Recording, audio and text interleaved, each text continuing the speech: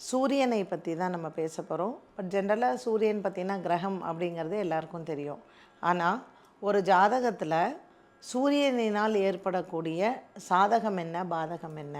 இப்போ உறவு முறையில் எடுத்துக்கிட்டோம்னா சூரியனை நம்ம பித்ருகாரகன் அப்படின்னு சொல்கிறோம்.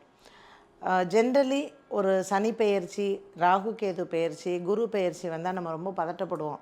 என்ன பரிகாரம் பண்ணுறது, ஐயோ இப்படின்னு. ஆனால் உண்மையிலேயே ஒரு ஜாதகத்தில் தலையெழுத்தை நிர்ணயம் பண்ணுறது அப்படின்னா சூரிய பகவான் தான்.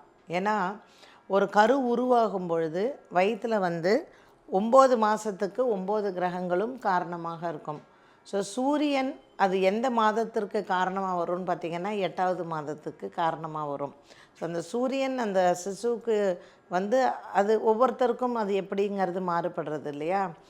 இந்த சூரியன் எப்படி தலையெழுத்தை நிர்ணயம் பண்ணுறாருனா, ஒரு கருவில் ஒரு குழந்தை உருவாரச்சே அதுக்கு என்ன மாதிரியான பூர்வ புண்ணிய பலம் இருக்குது, அப்பா வகையில் என்ன மாதிரியான பூர்வ புண்ணியம் இருக்குது, அப்பா வகையில் என்ன மாதிரியான சாபங்கள் எல்லாம் இருக்குது, இந்த குழந்தை பிறந்து அப்பாவோட சொத்தெல்லாம் அனுபவிக்குமா, இல்லை இந்த குழந்தை பிறந்ததுனால அப்பாட்டிருந்து பிரிஞ்சிருக்குமா, இந்த குழந்தை பிறக்கிறதுனால கணவன் மனைவி பிரிஞ்சிருவாங்களா, அப்பாவுடைய பாக்கியமே இல்லாமல் இருக்கா.